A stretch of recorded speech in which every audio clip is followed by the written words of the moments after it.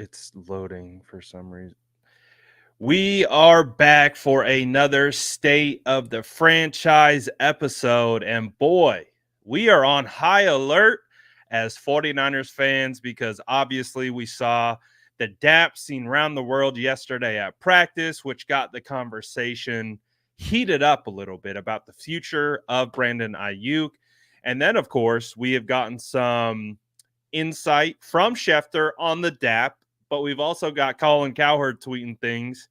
So we got a lot of stuff to talk about regarding Brandon Aiyuk, but that's not the only thing we're going to talk about today. We're also going to talk about, what I've seen and what we've been hearing from 49ers training camp the past two blocks. And I think we're going to have a nice little jam-packed show today. So State of the Franchise back. Make sure you're tapped in with the Ponte. Make sure you like and subscribe to both channels. And we're going to get into this conversation right now.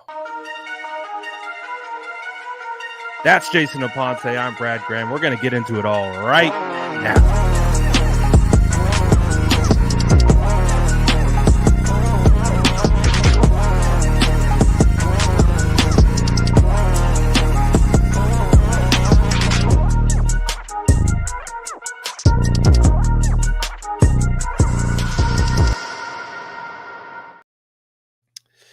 All right, Jason, how are we feeling over there? We typically start off the State of the Franchise with a quick little vibe check. What's the vibes like over there on the East Coast? Aiyuk watch day 374. The mood is tense. I've been on some crazy stories before. No, everything's fine, man. It's just really, really hot over here on the East Coast, around like 94, 95 degrees. It's just, and the East Coast, obviously, the East Coast heat is completely different because it's all filled with humidity. So just trying to stay cool and trying to make sure that we stay on top of the news right now with all of this. And it seems like something's going to happen one way or another very soon. Of course. And to discuss, I have experienced some East Coast humidity as of late, and it is absolutely no joke. It is a different world. So now, like when you say that, I know what you're talking about. It's wild. So speaking about heat, though, we got heat, a little bit of smoke, a little bit of whatever you want to call it, percolating around Brandon Aiyuk. I guess let's get into what's kind of heated things up in regards to that conversation. Now, obviously, in the lead up to this, we know that it's been all quiet on the Brandon Aiyuk front. We've seen Brandon Aiyuk at practice, and he has been there off to the side. He's holding in. It's been confirmed. He's been participating in meetings. He's in the locker room. He's like a normal guy on the squad. He's just not actually practicing. So everything's been cool, calm, and collected. And then obviously yesterday, I feel like this little video kind of really got the whole conversation going and back into the headlines, because you see that DAP from Kyle Shanahan. Everyone's trying to do their best body language. Well, first of all, what was your interpretation of seeing this interaction? Anything, a nothing burger? What was it for you? Well, the thing is, 49er fans have become body language experts, picking apart everything. And I think, again, this all goes back to the Mac Jones at 3 fiasco, right? And what everyone was saying and what everyone was doing. But if I had to give my uninformed body language expert opinion, there's a smile on John Lynch's face. There's a nice little dap. Same thing with Kyle. Kyle brings them in. I'm choosing to look at this as things are moving positively. And if this was an indication of a trade, this sort of interaction would not happen on the practice field. This sort of interaction would happen behind closed doors with a very somber tone in terms of, thank you for everything. We understand it didn't work out. You wouldn't do this in front of everyone where all the cameras are watching and people are actually looking. So when you look at it in that way, I think it may mean nothing. But if you're going to say that it means something, it's probably positive, because there's no way that you're going to have this sort of interaction in front of everyone. If there was an interaction of Brandon Aiyuk is leaving or he's being traded, that would be behind closed doors and not in front of everybody. And I agree. And, my interpretation too is like, yeah, that looks like positive body language, right? That doesn't look like, anything, at least from a negative perspective. But we also had Adam Schefter go on the Pat McAfee show this morning and essentially say that, well, everyone's interpreting this body language wrong in the sense of it means a deal is done. That's effectively what he said. Now, it Mhm. doesn't mean he was saying that you can't interpret this in a positive light. Like, that wasn't like, it does look like a positive interaction. I think that Mhm. can be true. But again, what Schefter was saying was essentially that doesn't mean a deal's done. Mhm. If everything that we've heard about this situation, as it's been a challenging negotiation, there was a point in time where there was no communication for a long period of time, majority of the summer, from what we've heard. And obviously, since Brandon Aiyuk has been in the building, I would have to assume conversations are at minimum happening. We don't know how they're progressing. So Adam Schefter comes in. He kind of puts the fire extinguisher on, some of the smoke around a potential deal coming out.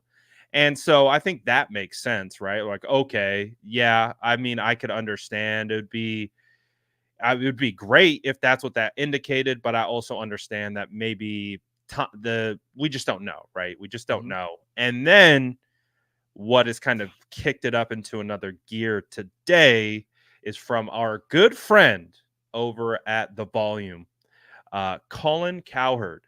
He says, "Keep your eyes out," double eye emojis, and says, "For Brandon Ayuk news, hashtag new deal SF." So, how do you interpret this tweet from Cowherd, understanding the context of who Cowherd is and his relationship and ties and how he covers the 49ers, but also understanding he, of course, is plugged in as well.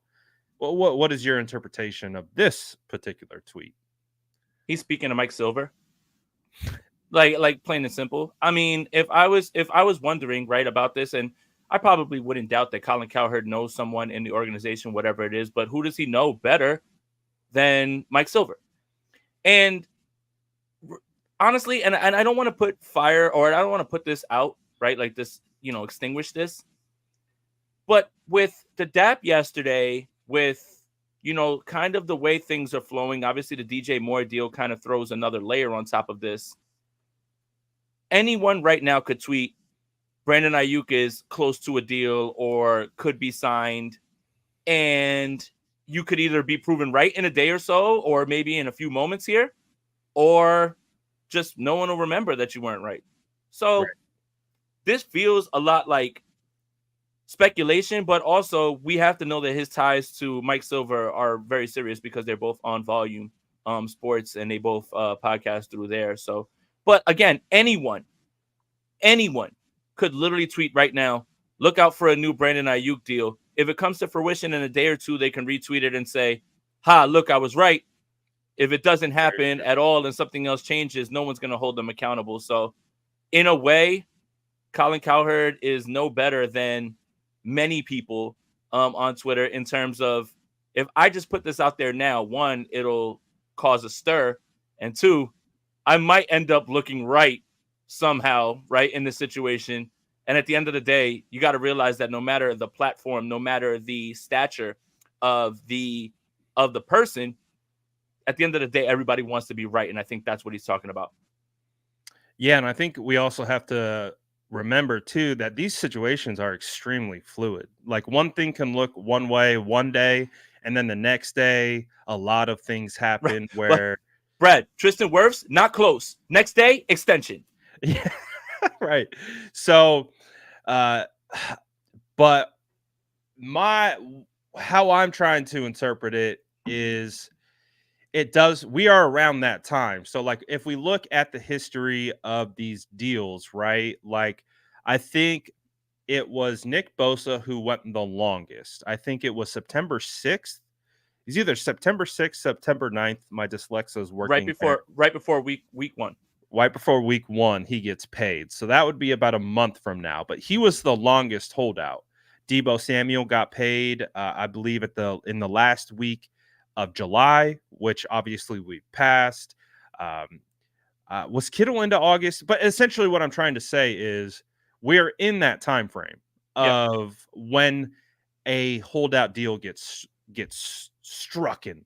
So to your point, yeah, anything can happen. It's just I think it's just the built up anxiety of fans not knowing what's happening. And that's been the whole case all offseason, right? It started Right. with the rumors with the Jaguars, then it was the Steelers, and then it was some cryptic posts and Aiyuk tweeting directly at Mike Tomlin. And it's just a lot of different messaging and all these things. So I think as we are currently in that time frame of when deals get done, typically, or in that range, of course, it's easy to stoke the fires of Mhm.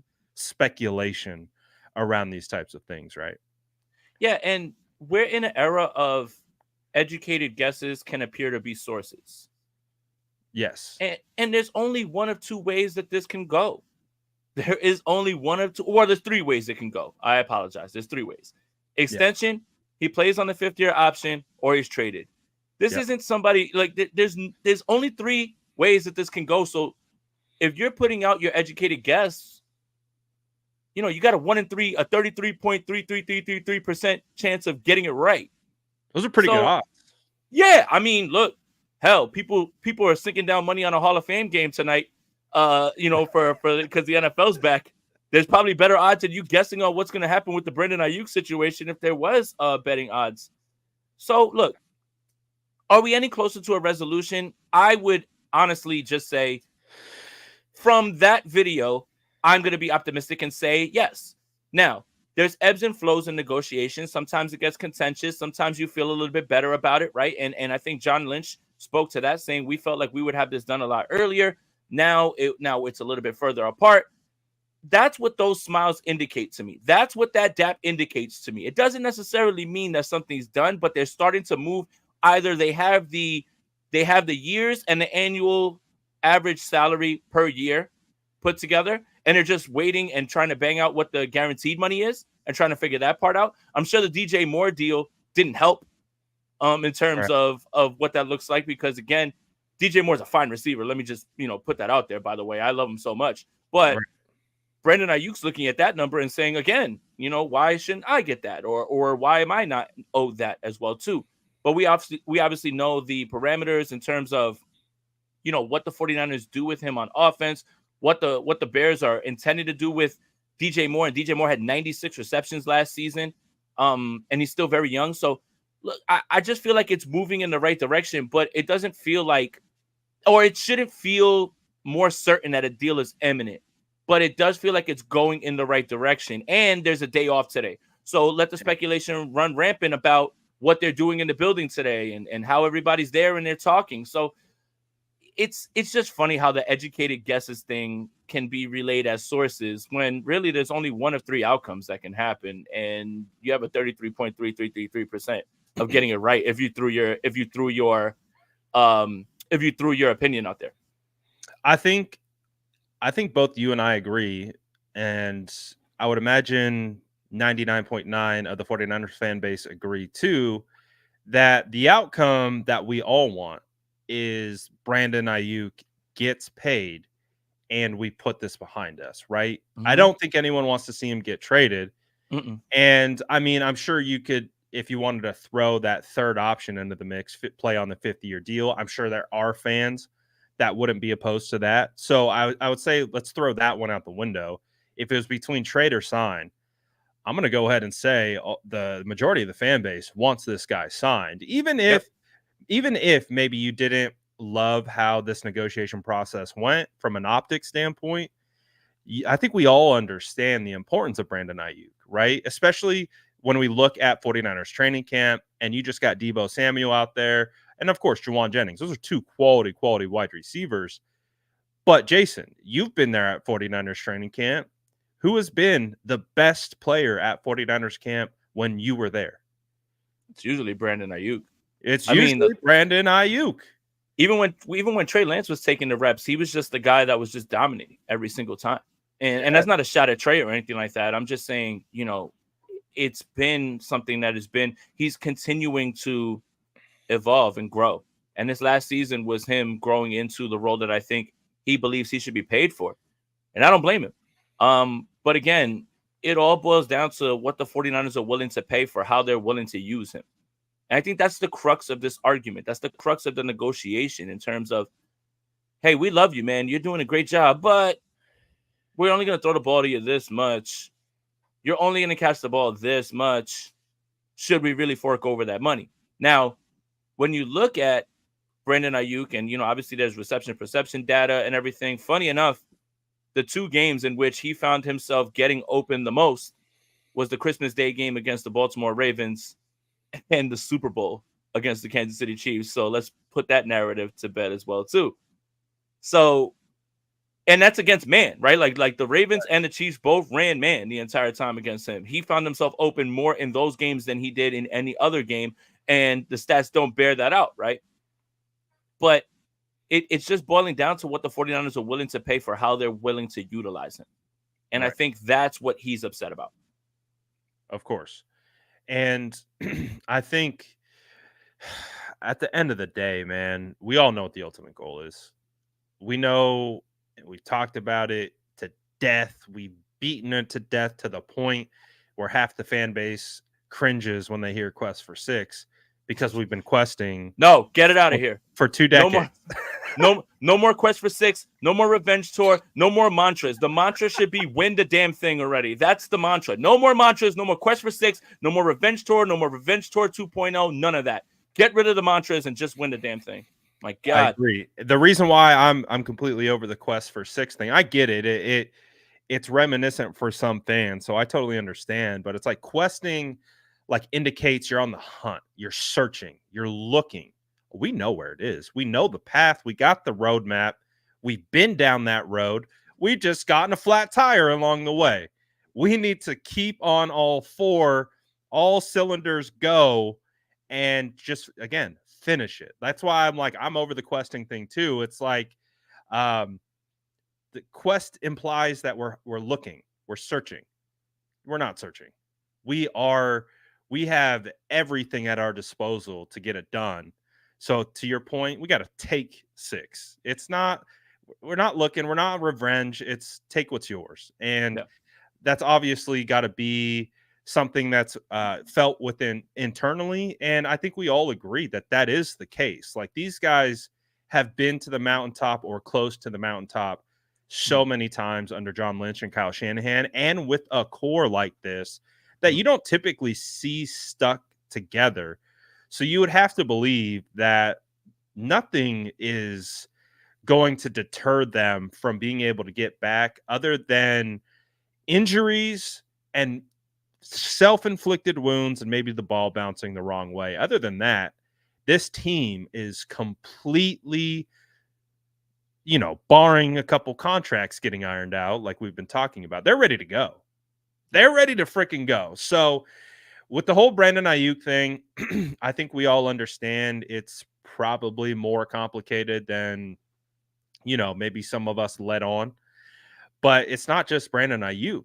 It's Trent Williams. Trent Williams has to get paid as well. And, you mentioned Tristan Wirfs. Tristan Wirfs just got cashed out. And that's another thing where you're like, do we have the offensive tackle market exploding in front of our eyes at the same time that we just saw the wide receiver market explode? So, hey, man, I've said it before. I'll say it again. I don't wish to be John Lynch in these types of situations where you have to balance things that fans don't see, right?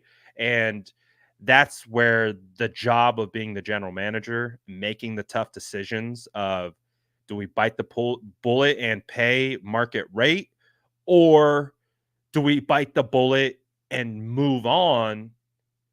Those are the tough questions that are, and I'm not saying they're going to move on from Trent. Trent is got to be a Niner for life, but it's crazy just how everything's boiled down so far.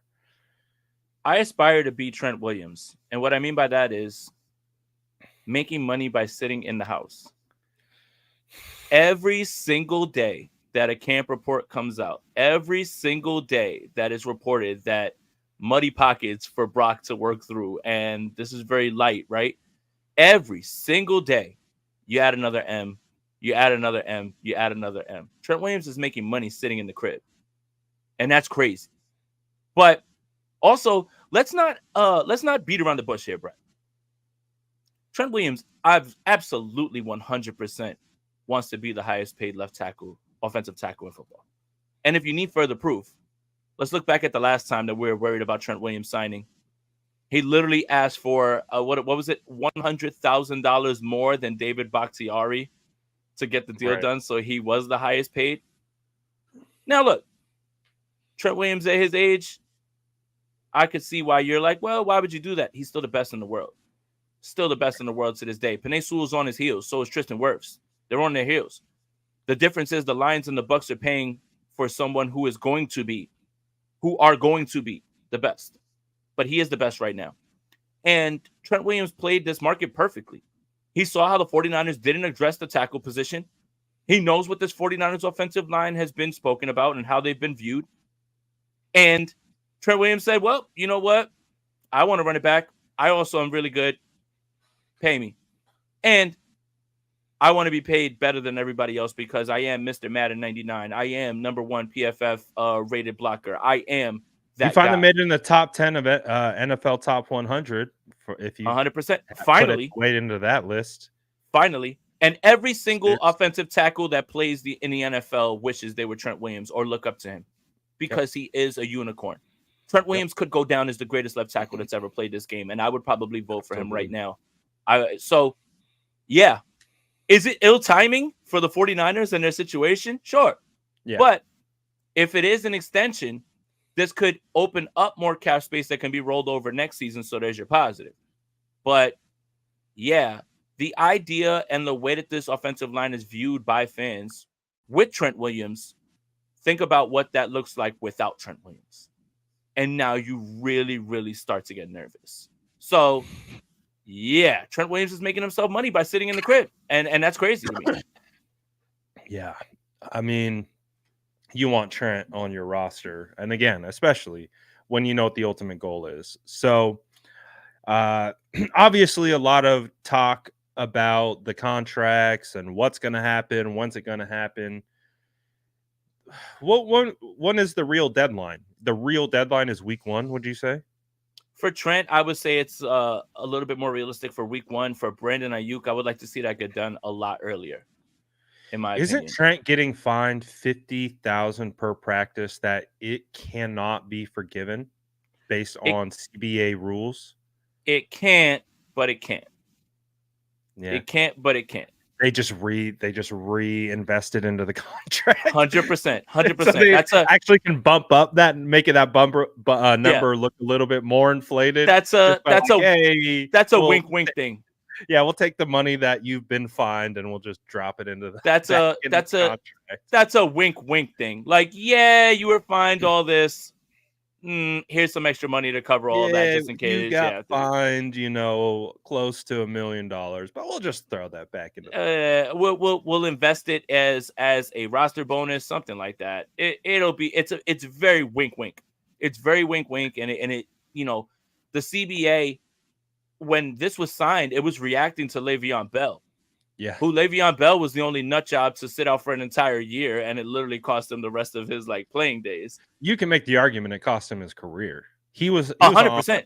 He was on a Hall of Fame trajectory. And 100%.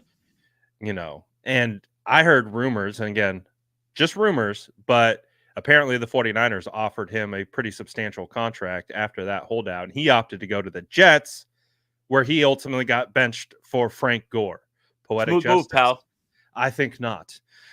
Speaking of Frank Gore, shout out Frank. He's going to be inducted into the 49ers Hall of Fame week 1 against the Jets. Funny enough. So shout out to the Inconvenient Truth legend. He's been out at practice a bunch. Obviously, he's working with the San Francisco 49ers and all those different types of things. So I love that aspect of the Niners. You've seen, obviously, Dante Whitner works at NBC Sports.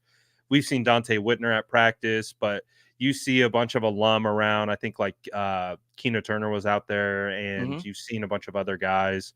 So it's always cool when you see the alumni come back around and chill out at practice. I think BA was chilling with Frank the other day. So hey, man, I think we're both, at least from what we expect or what we want to happen, is we want both Brandon Aiyuk and Trent Williams to get paid. I assume that's what you believe is going to happen as well. For sure. I'm a naturally optimistic person.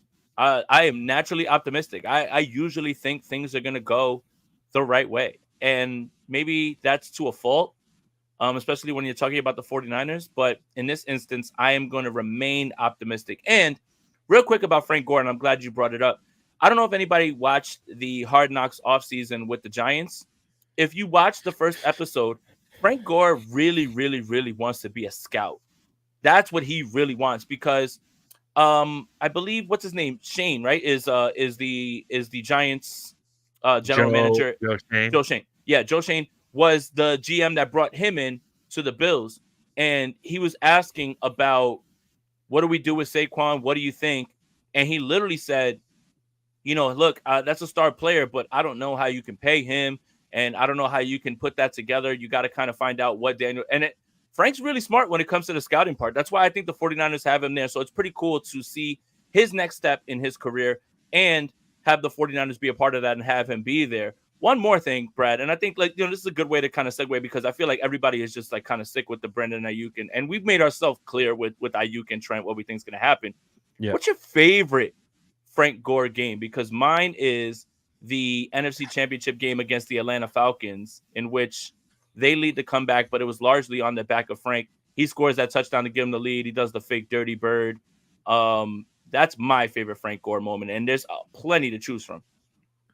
Honestly, I can't think of a singular game that actually stands out from a specific moment. But when it comes to Frank, I mean, that dude was your definition of ground and pound, running back. You just run it up the middle. He was going to do amazing things. So speaking of alumni too, Patrick Willis is going to be inducted into the Hall of Fame this weekend. And he'll be there for 49er fans that are just saying, I don't understand why I'm going to watch this Hall of Fame game with third stringers. Tune in for Pat. We got football today. I forgot. Tonight. I actually have wagers in. I'm that much of a degenerate. I've been waiting.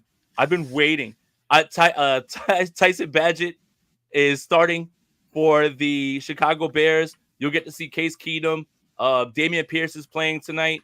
There's a lot of players that we used to think were going to be really good, but they're just going to end up being second and third stringers. But yeah, Brett, real sicko move. I literally wanted to call myself. I wanted to call that gambling line myself. I was just like, hey man, stop me. Please stop me from doing this right now, man. But yeah. Who's playing tonight?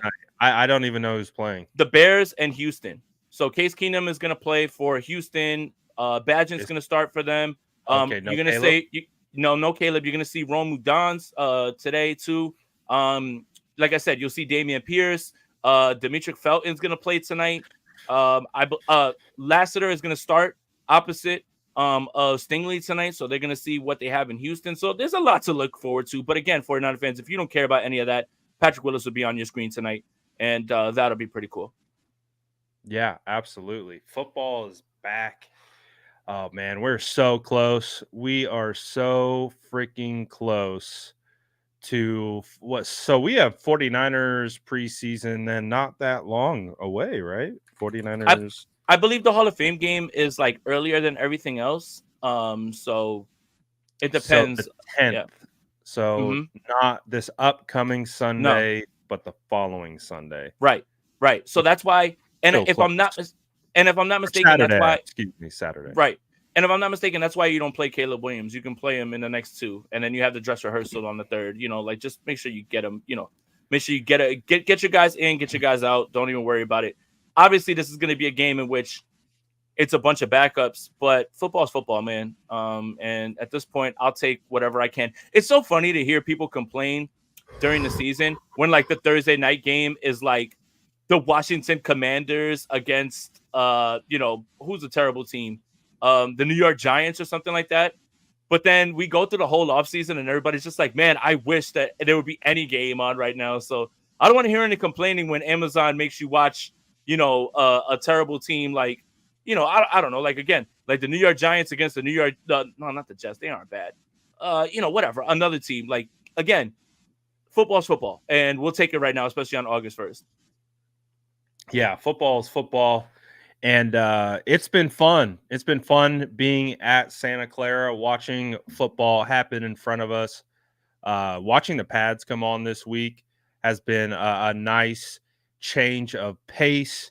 What has stood out to you from some of the 49ers coverage that you've seen so far? That the 49ers defense is really good. And that's without Dre Greenlaw, and there's days without Nick Bosa and without Charvarius Ward. I think the biggest takeaway is, and we talked about this, Brad, is the shift to secondary play.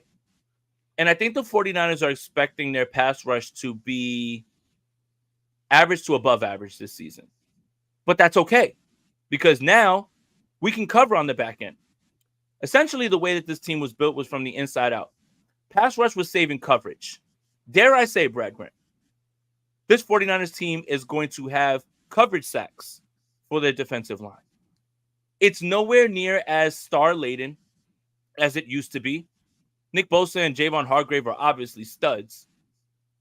But now the 49ers are looking at it like, we've seen in big games that our pass rush, we're not going to get calls against holding. It's tough. We have quarterbacks that can get out of the pocket, that can make plays. Let's emphasize coverage.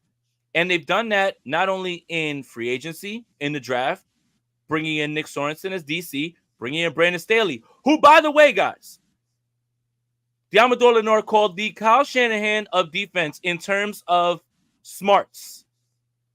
Just want to take a little victory lap on that real quick, because everybody's worried about Brandon Staley as if he's a head coach and as if him being a bad head coach correlates to him not knowing defense. Just real quick. But I think it's a shift to secondary, and I think it's a shift to coverage. And I say the defensive line will have coverage sacks going into this season, and that's something the 49ers are not used to. Yeah, I think that's been one of my favorite developments of training camp as well, is and everything we know about Brock is he gets the ball out quickly. If that first read's open, he's going. And one of the things that we've seen is he actually does have time to have it be a coverage sack. It's a kind of a double-edged sword, where it's like he has time in the pocket to work through his progressions. He's just working through his progressions, and he's not seeing anything he likes. And then that's typically when I keep saying my timer goes off. You give him 2.5, 3 seconds. 3 seconds is a long time in the NFL from the pocket. So he's been going beyond 3 seconds with the ball in his hands. And so I'm like, all right, that's coverage, because the pocket isn't bad. Like, he's standing in the pocket. There have been multiple occasions where you see him go 1, 2, 3, check down.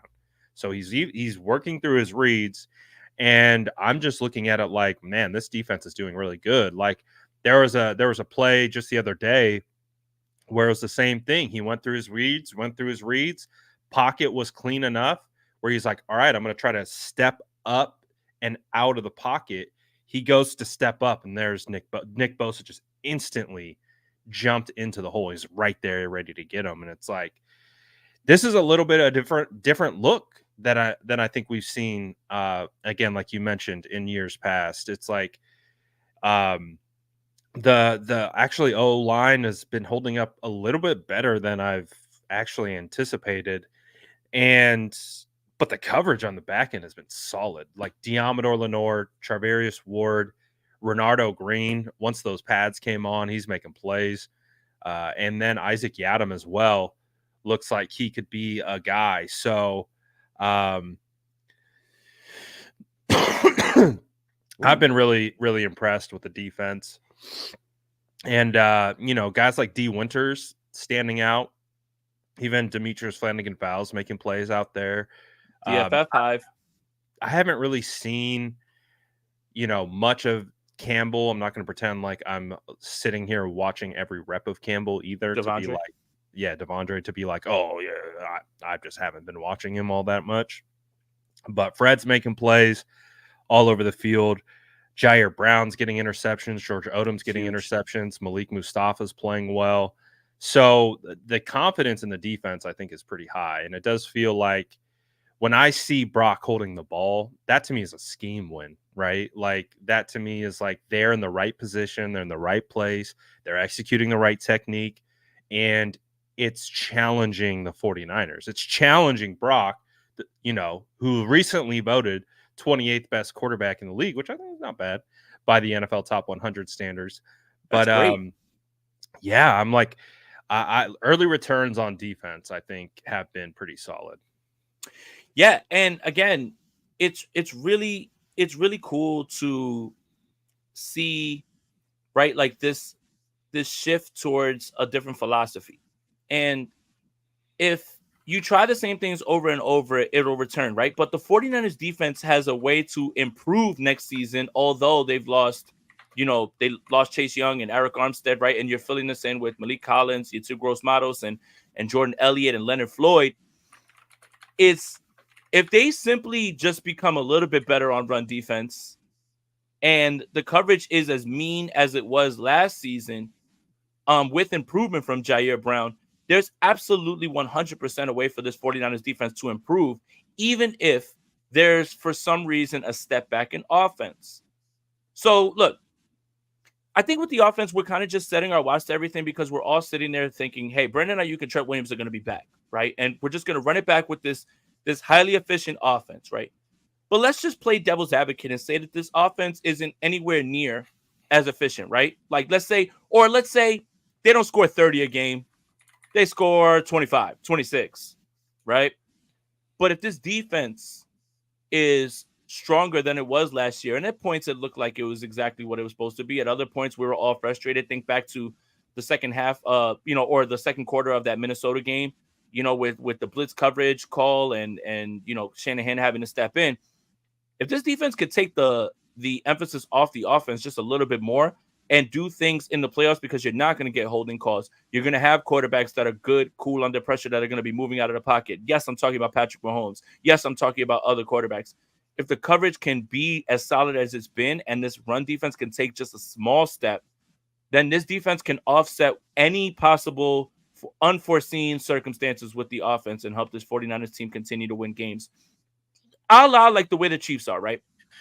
The Chiefs went from an explosive one-play offense to dink and dunk, move down the field, and our defense got us. Well, the 49ers are going to have to find ways to win games if things aren't working the way that it did before, right? And there's no reason to not think that it will.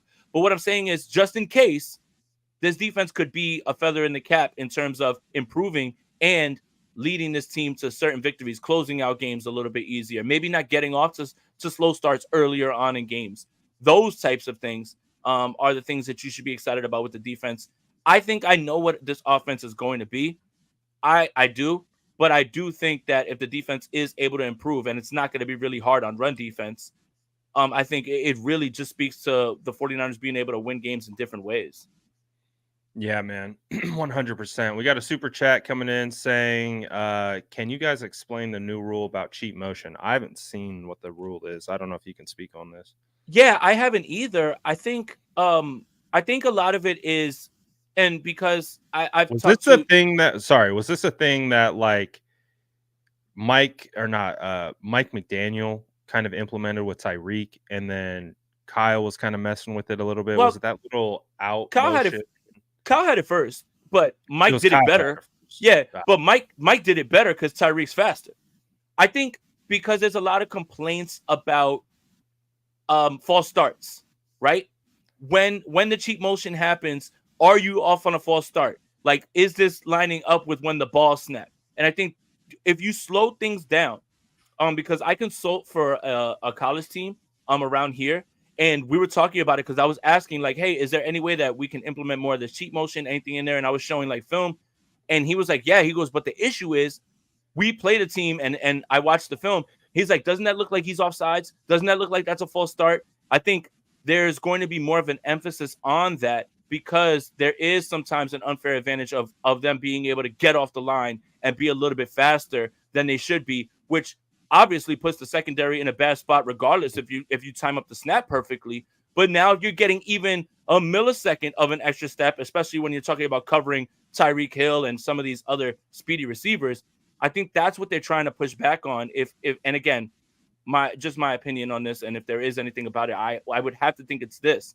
Because if it's timed up perfectly, there's no issue. But I think if you slow it down to the millisecond, almost kind of like how we're doing it with Lane Johnson and the way that he kind of gets a little bit of a quick start, I think that's really the crux of what's going on with this. Yeah, I mean that makes sense. If it becomes an unfair advantage at one point, they're going to want to put a stop to it. So, Mm-hmm. yeah, I personally haven't seen. I think I maybe saw something kind of mentioned, but I didn't look much into it. But obviously, if there's anyone to find a workaround, it's Kyle Shanahan. So, or just create something new. Um, I think when we kind of look at 49ers training camp as well, um, I think what's been interesting is, we have competitions at multiple spots. It feels like Jordan Mason and Elijah Mitchell are entrenched in a battle. The situation with the offensive line is very intriguing because you had Spencer Burford getting the starts at the beginning, and then Feliciano was kind of floating around. Both have been out of practice since pads have come on. Brendel's kind of been in and out. You have Banks missed practice yesterday. You had Zakel and Barch. So, I mean, when you look at this 49ers offense for the majority of camp, they have probably been down on average like 6+ starters on the offense. And again, we already know Aiyuk and Trent haven't been there, so they're already out. Then you take away Brendel, Banks, Feliciano, and Burford. Those guys get taken out. Uh, Christian McCaffrey being in bubble wrap, which I appreciate. We don't need Christian McCaffrey to And by the practice. way, if Trent Williams was at camp, he wouldn't be practicing Exactly. much He wouldn't either. be practicing either. And Mm-hmm. then same thing with Kittle. Kittle is barely participating in team periods, which again, he doesn't need to, which means what we've seen from the 49ers offense has been effectively Colton McKivitz, Brock Purdy, Debo Samuel, and Juwan Jennings. Mm-hmm. Those have been your top 4 players on your 49ers offense for the majority of these team periods. So I think from like a Brock Purdy standpoint, I think that could help him. Like Mm-hmm. think about it. Like so much is made about Brock and he's got all these weapons, right? And he's just a product of the system. And okay, well, all throughout training camp, he hasn't had any of that. He hasn't had any of these weapons other than the ones that I've mentioned. And with the revolving door in the offensive line up front, he's also have to like learn these new offensive linemen and how they block and what their tendencies are and how much time he's going to have. So I actually think this is some pretty quality work for Brock. Even again, everyone's going to make a big deal about interceptions because they get presented without context. Mm-hmm. But once if you really understand how these interceptions have been happening and you see it kind of play out, I think this is actually going to help Brock based on it not being perfect, based on we know when you get all these guys out here, it's like a machine. It's like a Ferrari and he's at the helm. He's proud. It kind of feels like he's driving, he's driving a Silverado, not, nice Silverado, maybe like a nice 2013 Silverado, got some miles on it, little dings here or there, but it's all right. It's not a Ferrari, but he's still able to move the ball downfield. And you're starting to see a connection start to build with Ricky Pearsall. That was just the first time we saw Ricky in team period with Brock. So I think the context of training camp is we are seeing Brock without the Ferrari, and we're still seeing him make plays. We're still seeing him find open wide receivers and things like that. It's not perfect. Defense is playing well, but all things considered, I think it can help Brock develop as a quarterback.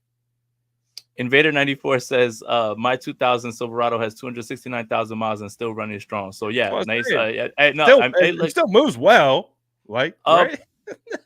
I always say you don't really learn anything about a player of any position, possibly more at quarterback than when things are going right. You learn about them when things aren't perfect. You learn about them when things aren't moving in the right direction or they don't have all their players, right? Like, and I think that's something that if there's any Brock Purdy detractors out there, that's the last straw for them.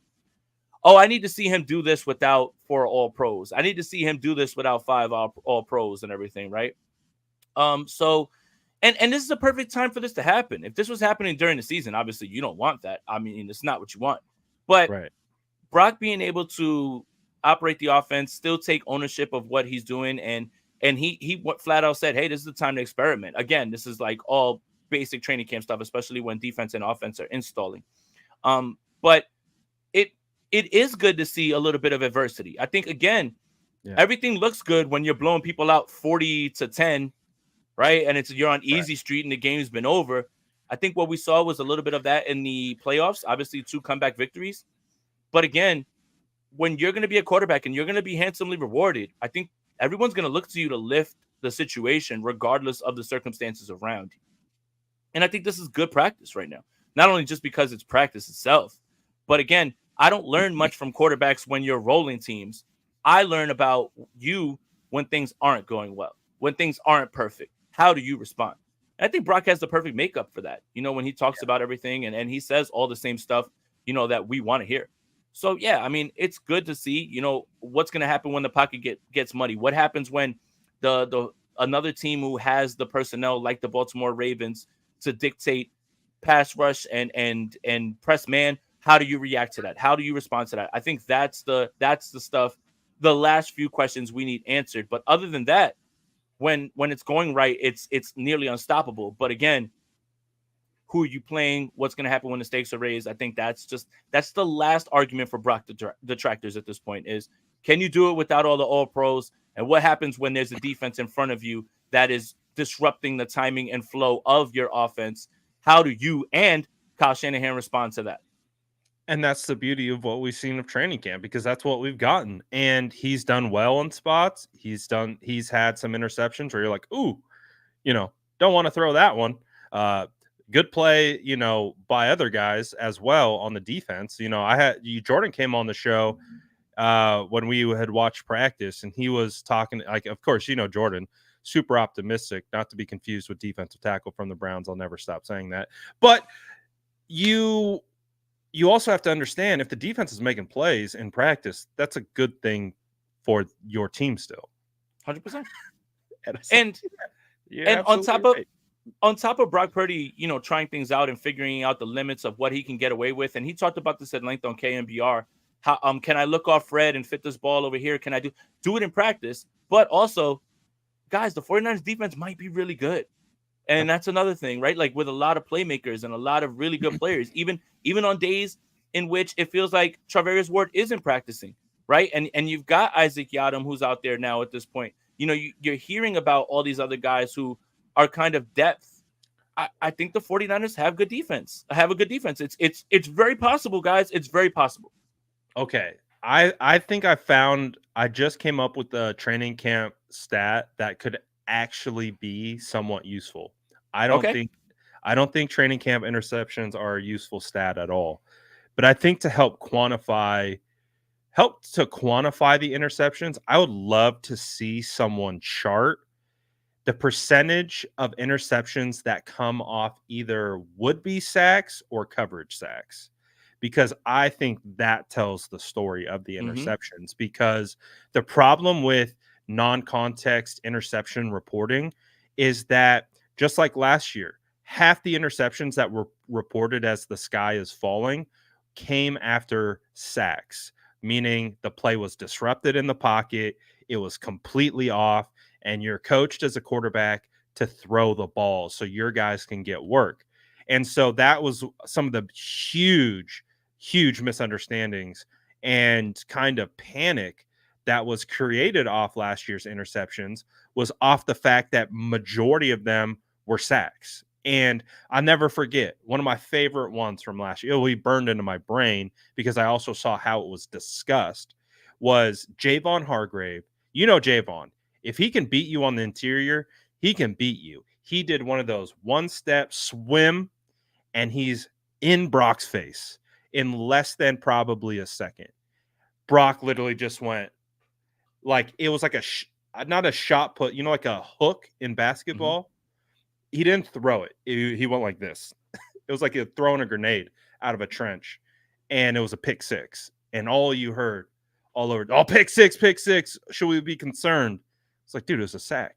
The play was absolutely dead in the water, and he just literally went and threw it up. That's what it was. And I'm like, this is what we're concerned about.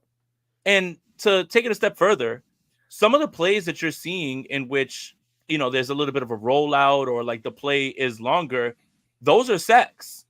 Those are sacks, right? Yeah. Like those are everything we see out of the pocket is either a would-be sack or a coverage sack. Right. So for anybody, and obviously informed, opinion here with everybody that's here, we have the smartest fans that watch. They let the play go. There's no tackling, especially not tackling the quarterback. So yes, it'll be a sack, but they let the play go, and then they allow the play to continue. And then you'll see, that's when you'll see on the back end, like, oh, wow, he got beat on this coverage play. Yeah, the play's been going on for about 4 or 5 seconds. That's not going to happen in real life, So, all right, I don't want to put, like, the fire extinguisher and be like, oh, any highlight that they're showing at times is something that, you should contextualize as, like, the play was kind of dead in the water. But some of them are, some of them aren't. And again, this is why it's practice. It is practice. It's training camp. It's the same thing as if, let's see, who's a great baseball player? Bobby Witt from the Kansas City Royals hits 0.87 in spring training.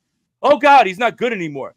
So spring training doesn't count, and neither does training camp at all. So I don't want to hear this about, what's going on at training camp. Everything is about installing the offense.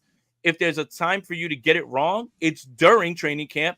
And it's almost like if you gave a piano player a sheet of music that they've never viewed ever, right? They've never viewed ever. You expect them to look straight at that and just go through it? Or are they going to stumble through it a little after the first or second time, and then maybe the third time they got it? Like, it's got to be contextualized with, this is what practice is for. Now, if this starts to happen, dress rehearsal, which is where you feel like you're at the right spot right before you get to week 1, or if this starts to happen during the season, for sure. But right now, there's no reason for anybody to panic about any sort of mishaps that are going on, based on the fact that right now, there's players that are going to tear up training camp that might not even make the 53. There's players that look like they're breaking out. They might not even end up playing or even getting any playing time. So all of this stuff needs to be looked at as, right now, you just want guys to be healthy, get through the motion, go through the installs. Don't worry about the rest of the stuff. If everything is done properly throughout training camp and you're ready for week 1 to roll, no problem. I agree. And so that's what's been kind of fun about watching this particular training camp, is because of the revolving door with the offensive line. And I would say Debo's been the mainstay, like the star outside of Brock Purdy, who best shape of his life, baby, gotten every rep and has been, doing the most with those. Hasn't reps. missed any OTAs or minicamp either. Big thing. No. There's certainly a chip on Deebo Samuel's shoulder. This is a serious training camp for Deebo Samuel. He is not taking this lightly, and I respect the hell out of him for attacking it that way, because he doesn't have to. He probably could say, "Hey, Kyle, feeling a little tired. Let me get one of those vet days."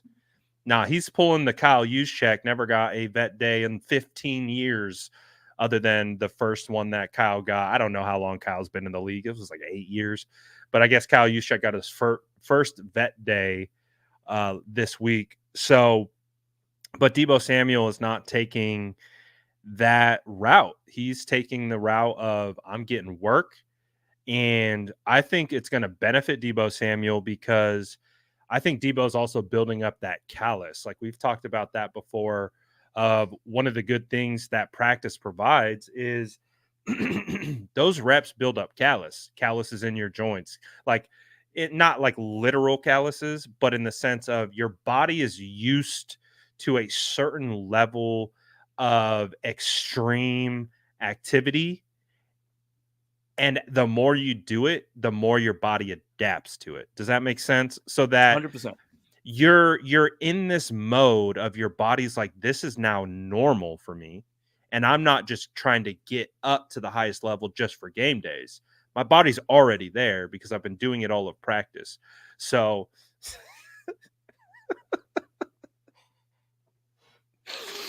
chat's wild and love it. Love you No, I guys. love it. Let's keep it loose, man. Like Love I you like it, man. guys. It's tense around these parts. I think It is. it's We good for need some everybody. comedic relief. Sense of humor is important. Sense of humor is the ultimate sign of intelligence, and that's what the chat is showing right now.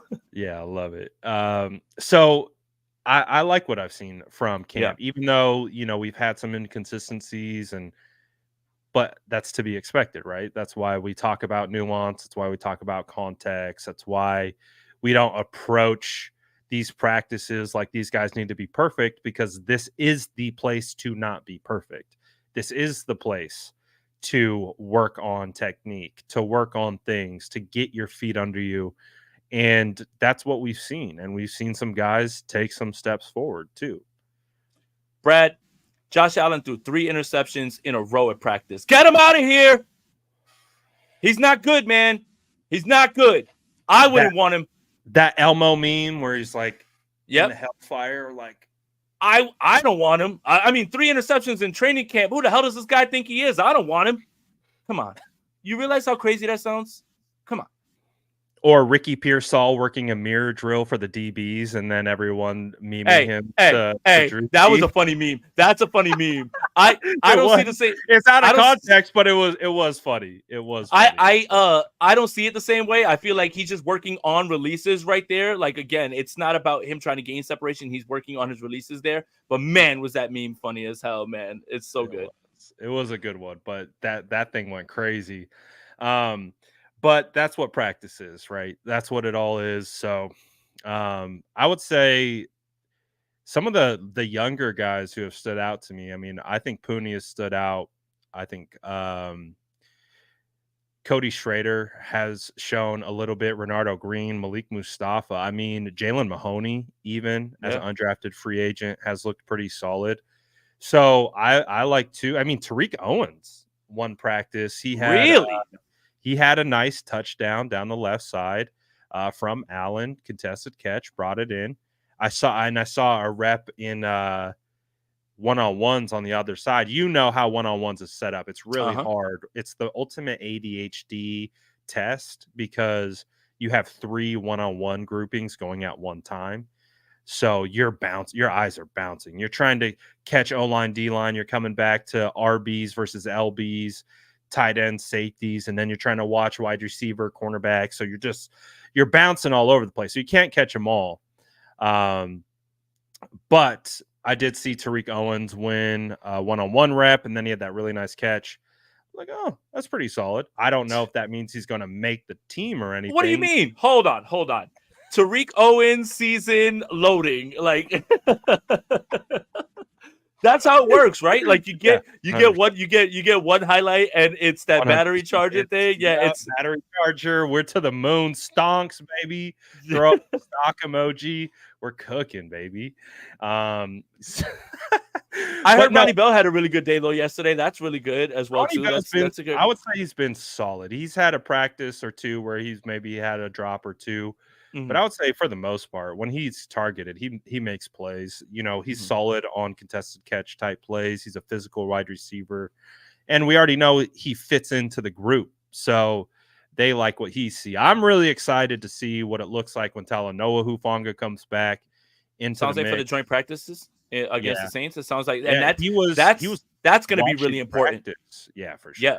That's going to be really important. I think that's the turning point of when training camp starts to matter, when you go against the New Orleans Saints and you're going against an opposing defense and you have to be closer and closer to having your install. That's going to be much more of a telling sign than the 49ers going against themselves right now in training camp. That Saints practice, which is closed, by the way, Brad, officially. Yeah, absolutely closed. So that's done because I was definitely going to make my way out to Irvine just so I could like sit out there and watch.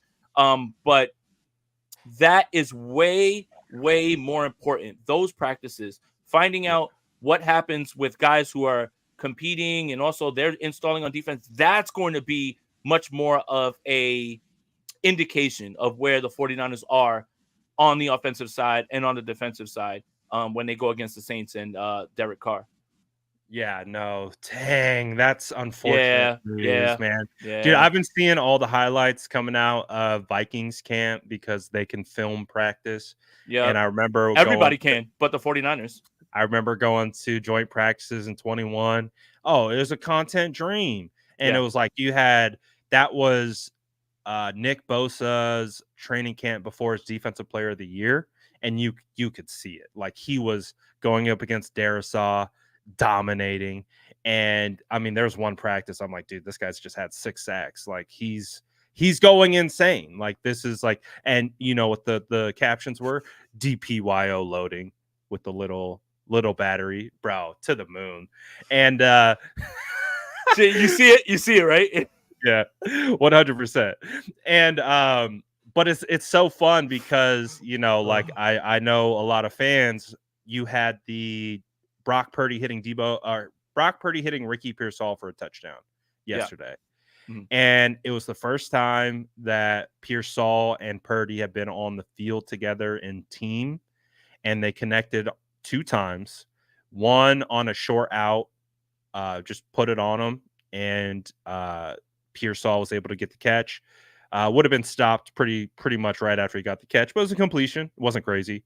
And then I didn't see pre-snap where Pearsall was lined up because my eyes on this particular rep were on Bosa versus Jalen Moore because Jalen Moore has actually had a solid practice the last two. Oh, wait. That conflicts with everything.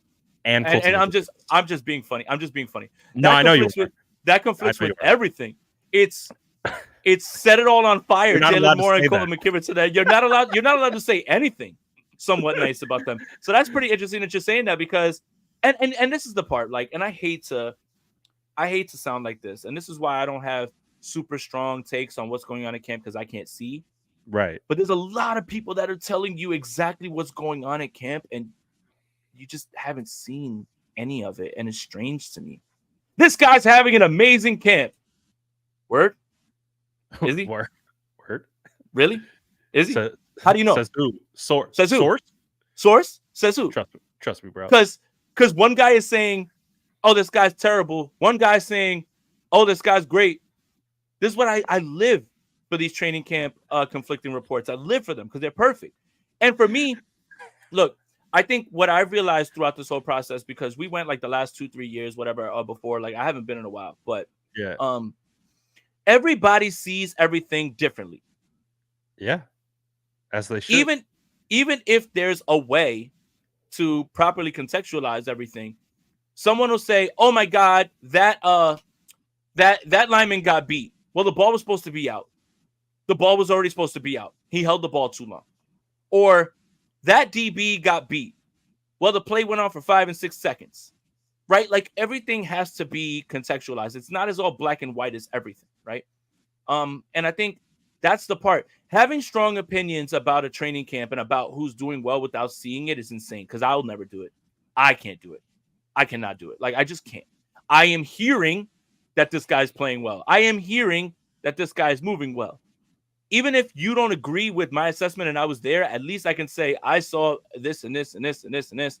Until then, I will reserve all my strong opinions for when I get eyes on these certain practices and things like that. And if I don't, then I know that sounds boring, but I'm not going to jump out the window with a hot take that I have no foundation to jump off of.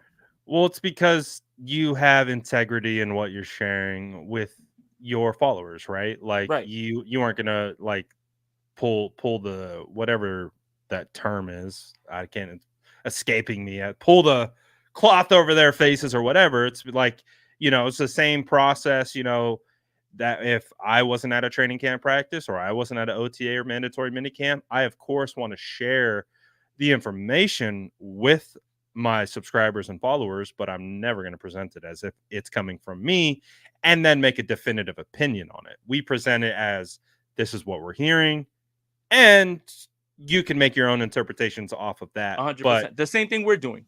The same thing we're doing. But if I'm eyes on, I'm eyes on. I'm not telling you anything what anyone else is saying. Like, I'm Mhm. just going off of my eyes. Now, there are Right. times where, like, Jordan's sitting next to me, you're sitting next to me, Steph's It's good sitting to have next to me, it's good to have 3 eyes on things so you can say, Rohan's "What did sitting you next see to there?" me, and I'm Right, like, looking "What did you down see?" taking a note, and I'm Right. like, "Oh, crap, I missed "What that." did I Like, just see?" And we'll say like, "Hey, look, he just got beat here. This was like it was a coverage." perfect Like example. it's important to have people that you trust though around you. Exactly. Jordan, we both trust him inherently with his football knowledge. Uh, I miss a Brock Purdy interception to Demetrius Flanagan fouls. I said, "What happened?" He said it was a Jimmy Garoppolo interception. A Jimmy pick. And I heard that too. I was I spoke to like, someone else. I know exactly what that is. I I know spoke to exactly someone what happened. else that's really near and dear friends to us as well too. That like he wasn't sitting with you guys, and I asked him too about that, and he said, "Man, he threw a Jimmy pick," and I knew exactly what that meant. Yeah, he didn't see the underneath linebacker. And I'll tell you this: interceptions in training camp don't matter when you're trying things. Not seeing the underneath linebacker, that'll always raise an eyebrow. Always, always, always. Yeah. Yeah. So, hey, it happens, right? Right? So the things that hit my timeline, there will be occasion if like I didn't see it, I'll just say, "Oh, Brock Purdy picked by DFF." I won't give any details. I'll just Brock Purdy picked by DFF because I do want the people to know what's happening, but I'm also not going to present it as if Brock Purdy's looking to his left, coverage sack, comes back, throws it right to DFF. I didn't see that, so I'm not going to present it that way. But the things that I have seen, I think there are a lot of positives to take away. And again, like, Brock, my biggest critique of him was a continuation of what we saw last year at camp, just hitting the deep ball with more consistency.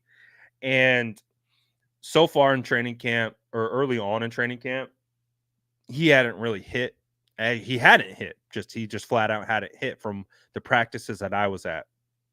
And then you see him hit a dime to Debo Samuel for you talk about deep ball. It was a deep ball, and he dropped it right in the bucket. And then you saw another one. He steps up and out of the pocket, hits a nice little touch pass floater, kind of how he does his little fade throw on the move and drops it right into the bucket to Christian McCaffrey. Those are the things where you're like, check. You just want to check the boxes, right? Mm-hmm. These are the boxes of what the things that I want to see, and go down the list and check them off. And so far, Brock has been checking off everything.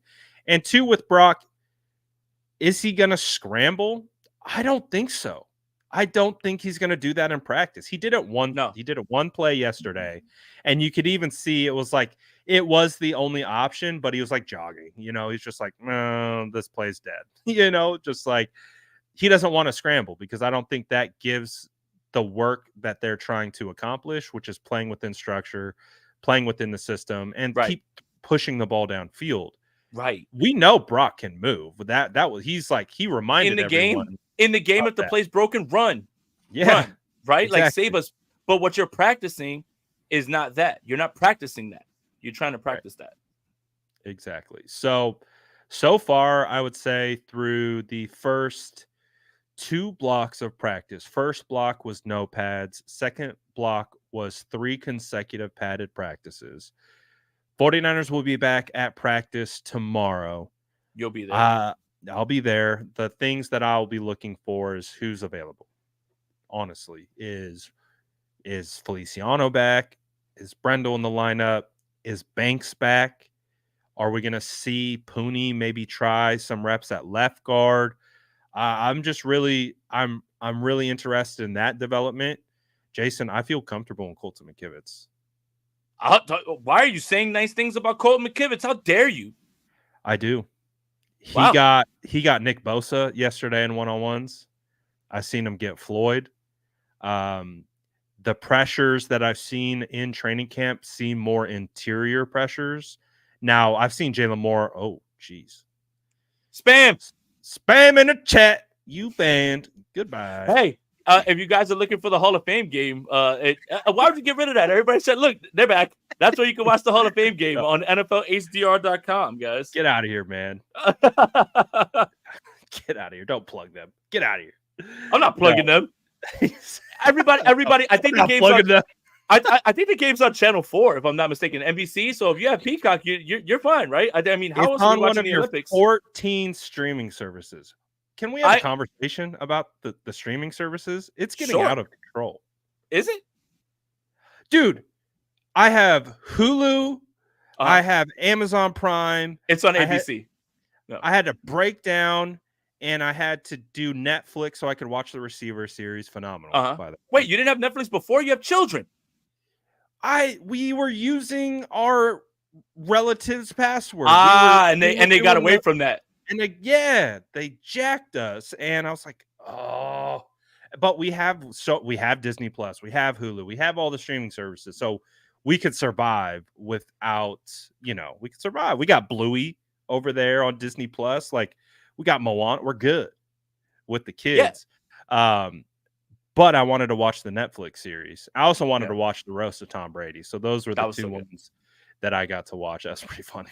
But now it's like I saw there's like a new I can't remember off the top of my head. I saw something today about there's like a new platform that's going to get a game. So Netflix. it's like, is it Netflix? Netflix has a Christmas game, if I'm not mistaken. Bro, you have to have Peacock, Amazon Prime, Hulu, whatever. There's Peacock, Amazon Prime, Netflix. There's another one, if I'm not mistaken, I'm probably not thinking about. But ESPN obviously does Monday Night Football. I think they're adding one more for another one. But look, for me, it doesn't really affect me because all I do is pay for internet and the streaming services. Now, I think the biggest argument is that it's coming back to the point where you're literally paying for what you paid for when you had cable, when you add all this stuff up. Yeah, but the secret, Paramount Plus, correct. More. I'm paying Paramount more. Plus, correct. Also, Paramount Plus has the CBS games. And Peacock, right? Peacock already has, we already mentioned that, but Paramount Plus is the other one that I was thinking of. Oh, okay. The secret is you have a buddy, I pay for this, you pay for this. I'll give you this, you give me that. And everybody just passes around the passwords and everything as well too. But I pay for Hulu, Paramount Plus, Netflix, Prime, HBO Max I have for free because my parents subscribe to HBO and they still have cable. Boomers. But yeah, it is going in a direction where it's like you have to have, almost all these things, man. And good. The only thing that saves me is that I have a way of watching whatever game I want to watch on Sunday, including Red Zone, with my own little crafty way, so I don't have to pay for Sunday ticket. Yeah, that's smart. Anything else that we haven't touched on? Camp, anything 49ers related, even not 49ers related, anything else that you want to talk about before we get out of here? No, I think, again, optimistic that this Brandon Aiyuk and Trent Williams thing is finally going to, get done eventually. I just think that it's hard to not look at the video that you posted and not think that was somewhat of an optimistic conversation. And again, I'll repeat it for the people that weren't in here. If that was a farewell, that would have been done behind closed doors. It wouldn't have been done for everybody to see. That felt like a very much like, hey, good talk, man. Like we're moving in the right direction. Remember, negotiations are going to get contentious up and down, especially with all these contracts being signed. But eventually it'll get done. I believe that. Just my opinion again. And if it's wrong, then just, come back and roast me. Yeah. So I think, as we've worked our way through this whole situation on stream, talked it out, all those things, I would have to say I'm right there in the middle of, I think anything can happen. Obviously want Brandon Aiyuk to be here and to be a part of this team for the long term. But again, I just, there's just something that's like I just don't know is again what I'm going to bring it back to. So as we move forward, I hope we are doing a stream celebrating Brandon Aiyuk getting paid, celebrating the upcoming season, and being able to get hyped that he's coming back. I don't want to at all step on to this digital platform and have to talk about the opposite of that. But I am currently keeping all options open.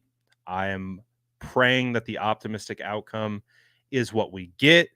But until then, I think just with how we've seen everything play out, I'm not going to feed into one way or the other because I could get burned, and I think of going through this situation.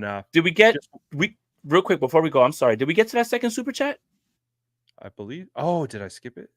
Yeah, my bad. Oh, here we go. Right on, kind of Mhm. right on topic. Aldo says, "What do you think about BA for Judon plus picks?" Oh baby. I mean, you I got to pay Judon too. Yeah, I think the Patriots. Wouldn't be surprised if the Patriots have that in holster right now. Look, man. I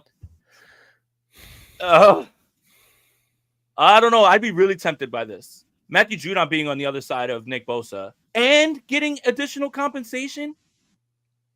So then you have Bosa, Floyd, and Judon and Yeah. Easter. Yeah. I mean, could you imagine that NASCAR package? Oh man, that's Judon interesting. and YGM on the inside. That's interesting, man. And over the guards. oh my god, Bosa man. and Floyd off the edges. I'll say this. I don't think the 49ers are going to trade Brandon Aiyuk. But if you do, you have to trade him for a player that can help you now. I don't think draft picks are where it's at right now at this point. No, Like, I think you need picks in return, but that's not the primary. Like that, you have to get a player. Right. Like if you were, and man, Matthew Judon, keep in mind, Matthew Judon is turning 32 in 14 days. And do you feel comfortable moving on from Brandon Aiyuk for someone who could be conceived as a rental? Right. So if it was a younger, higher upside player that Brian Burns. Yeah, if we're talking Brian Burns, like okay, I can rationalize. Right. Judon plus picks, like let's say Judon plus a second. Are we vibing off that? Because is it a mid second? Is it an early second? I would assume. Well, it'll be an early second. It'll be an early second because the Patriots are really bad. Because Jacoby Brissett is going in as the starter. He's the starter. Yeah, it could be. What's his name that they drafted this year? Drake May. Eventually, but is Judon a need? No, but that's the thing, right? And that's why. And again, these are hypothetical trade scenarios for Brandon Aiyuk, right? Brandon Aiyuk for Devontae Adams, Brandon Aiyuk for Terry McLaurin. But remember, Terry McLaurin doesn't make peanuts. Neither does Devontae Adams. So I don't know, man. It's not like you're getting guys that are just like on rookie deals or something like that. Like you still, and what's the odds that if you do make a move for one of these guys that they're not going to say, yeah, I want to restructure now. Like, so it's tough. I think, again, when you look at this scenario, if it didn't happen on draft night, it's not going to happen. It's not going to happen. I've taken trade completely out of my mind. Now, does that mean that it's a absolute 0% chance? No, I'd probably give it like maybe a 3% chance. But it's hard for me to see this being a move when if they wanted to do this, they would have done this on draft time. And I'll go back to this. Unless Brandon Aiyuk becomes an absolute malcontent, somebody who's going to disrupt everything, the 49ers don't give people away. Think about letting Jimmy Garoppolo run at training camp behind everybody when they weren't getting what they wanted for Jimmy Garoppolo. They're not going to give players away. They don't do it. They'll hold on to them until the bitter end, however that ends. I don't see them changing that right now, especially for a guy under contract and who is so valuable to what you want to do as a Super Bowl contender. I just don't see it. I don't see it. I'm gonna throw another hypothetical at you because I know you're super locked into all NFL wide receivers. Yes. So would you do Aiyuk for let's say Amari Cooper straight up? Amari Cooper wants to get paid. That's another guy. He got paid. Correct. Okay. So but now you got a $5 million raise, I believe. Mm-hmm. So I think technically, and again, don't quote me on this, but my assumption he's at payday is about $25 million, and I think it's the final year of his deal. I think the world of Amari Cooper as a route runner. I think he is one of the most underrated route runners. My issue with trading Brandon Aiyuk for Amari Cooper is something that can't be weighed by stats, something that can't be weighed by metrics. I think I know where you're going with this. Is dog. Yeah. 100%. Is absolute dog. Like, throw the football over the middle to Amari Cooper, not going to happen. Have him bounce off of a bunch of tackles, not going to happen. It's not his game. Amari Cooper's a fabulous wide receiver. Fabulous. He's going to beat you off the line of scrimmage. He has a great release package. I think he's underrated as a route runner. Stacks his receivers, stacks his secondary members perfectly by making great breaks. If the ball's put on him, he looks great. That dog percentage, man. That dog percentage is in the basement. It's got to be in the bottom half of wide receivers. Got to be. And I can't, in good conscience, move on for a great wide receiver in terms of release packages for a guy who's younger, has more of a dog, will block better, and will be more willing to take contact than Amari Cooper. I can't. I think Amari would find success with us, right? I do agree that you lose something in the run game from him as being a dog in the sense of blocking. Maybe that's something he buys into if he were to come on over here. Who knows? But how old is Amari? He's got to be close to 30 as well, right? He's probably 28, 29. Let me just do a quick. At least he's 30. He's 30. I was about to say, yeah. He's 30. And if I'm not mistaken, he's on I believe he's on the final year of his deal. I mean, I could do a quick little SPO track Google search to find that information out for you right about now. It does appear that he did the restructure, but he has a void year next year, so that you can get out of a contract. So it's basically a 1-year deal. He's this year. So it's a 1-year rental. It would be like a 1-year rental for Cooper. Yeah, and he wants to see what Deshaun Watson is, because this is his last chance. This is his last chance. If you're the Cleveland Browns, this is his last. And the thing is, it's sad because the Cleveland Browns don't need Deshaun Watson to be Houston Deshaun Watson. They just need competent baseline play, and he hasn't even been able to deliver that. Yeah. So I think Amari right now wants to see what this is going to look like with a full season with Deshaun Watson, and then he'll go back. But again, the Browns don't need him to be Houston Watson. The Browns need him to be baseline and competent, and he has been unable to do that. He in some metrics, Deshaun Watson ranks 36th. Now let's do the math on how many quarterbacks there are. 36, and that means not only are you not starting level caliber in certain metrics, you're in this backup territory. So I think it's smart for Amari Cooper to say, hey, I got to see what this looks like, because you might be cooked, man.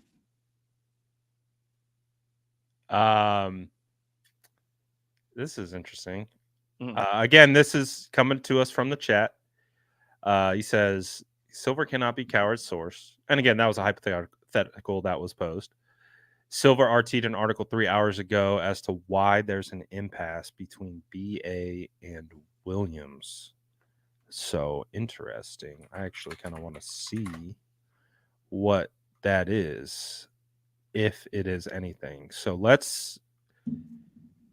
okay, so he looks like he wrote an article that says the title is The San Francisco 49ers Impasses with Wide Receiver Brandon Aiyuk and Left Tackle Trent Williams can be tracked back to April when the Detroit Lions reset the market at both positions. See, that doesn't sound like an update from now. No, that sounds like you have to read the article, right? Right. Like, for me, get into it. That little part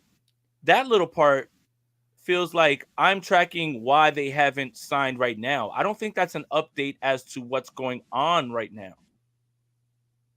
Right. Yeah, that's one where I think we have to read that article to be able to. You pay for the San Francisco Chronicle too. That's why your pockets are broke. Don't blame the streaming services. That San Francisco Chronicles beyond a I damn don't. paywall. I somehow have access to the article. I don't pay for I the think if you look Chronicle.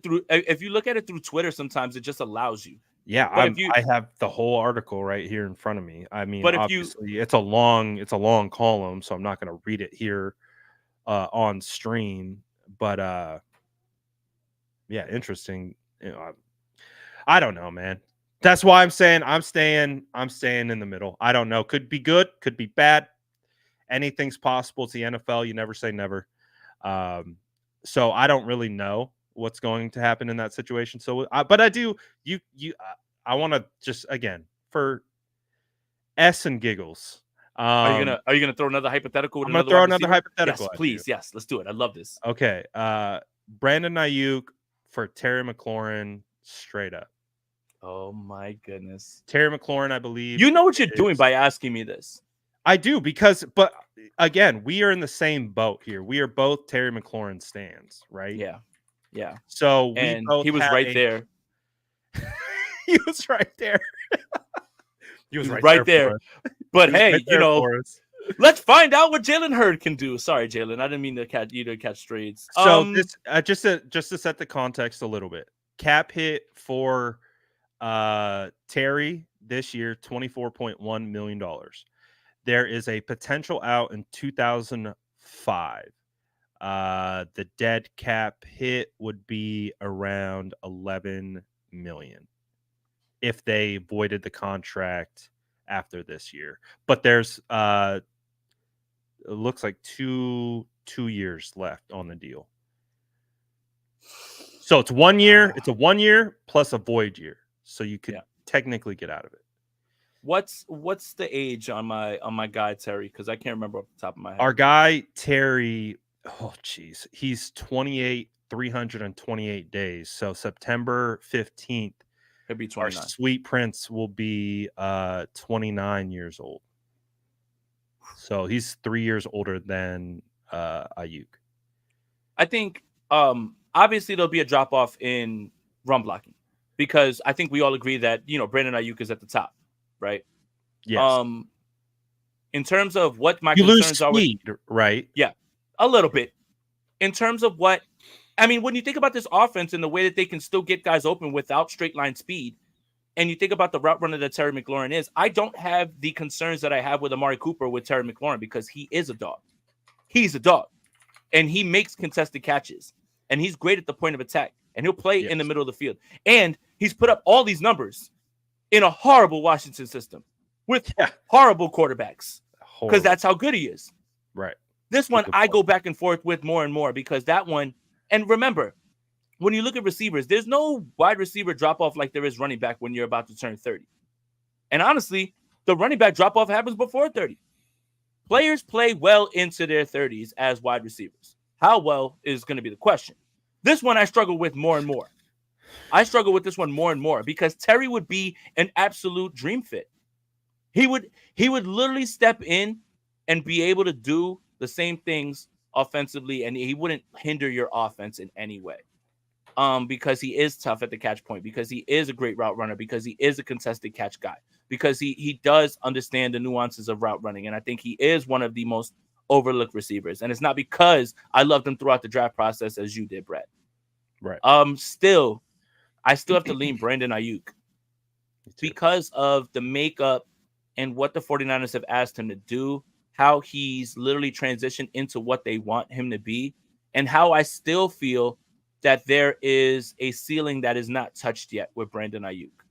Now, does that ceiling get met as a 49er? I don't know if the 49ers are going to turn into a pass-first team. I don't know if they're going to throw him more targets. So we may never realize the ceiling.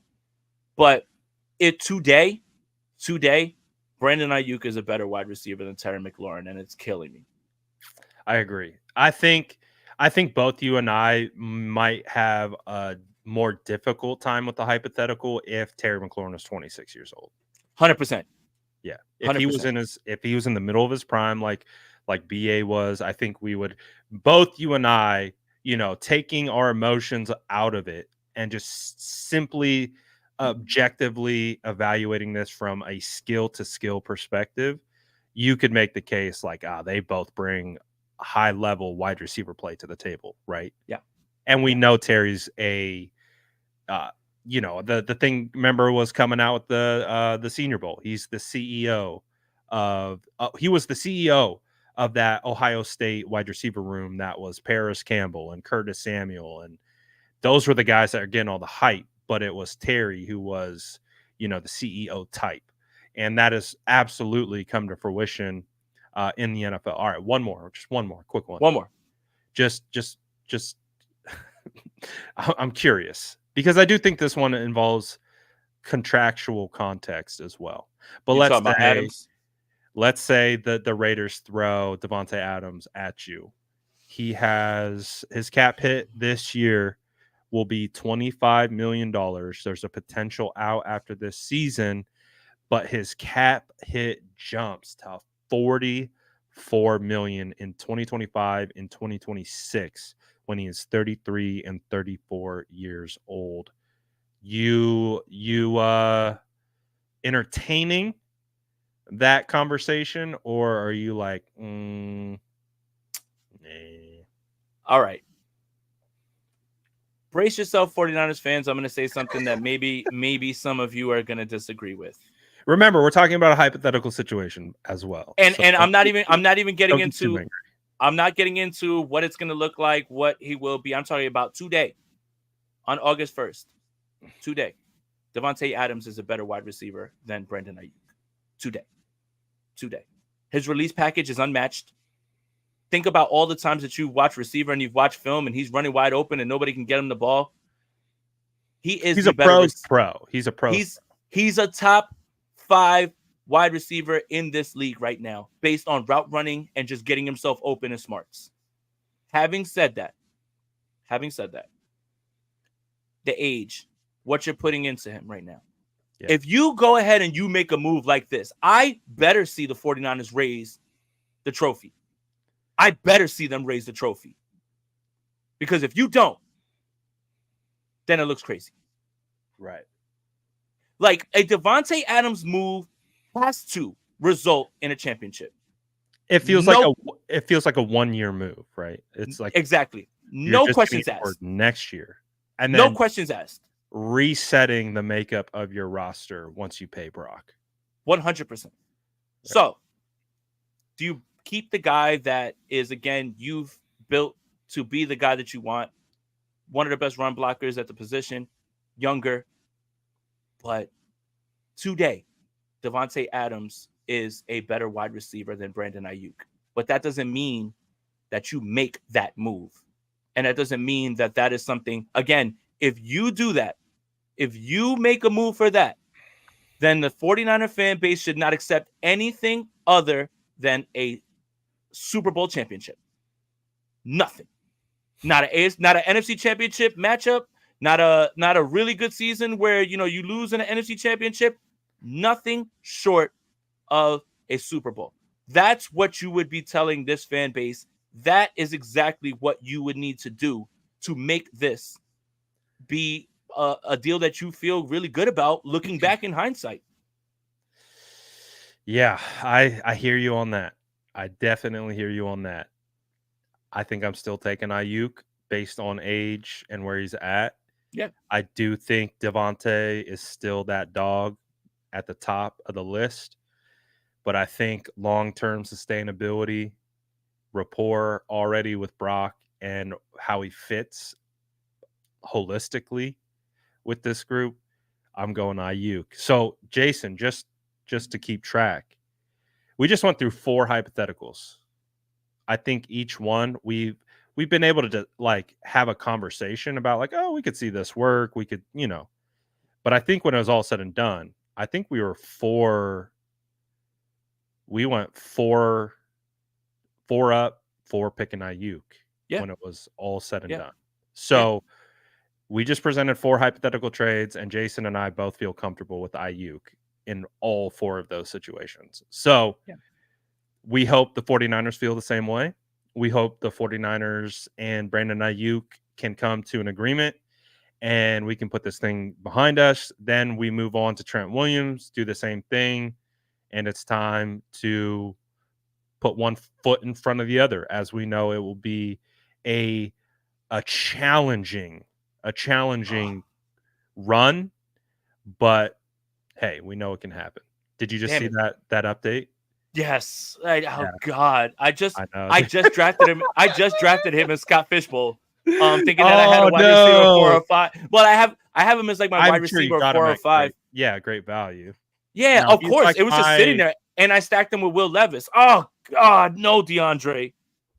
yeah. So if you don't know what we're talking about, DeAndre Hopkins has no relevance to 49ers news, more fantasy news. He'll miss roughly 4 to 6 weeks with a knee injury.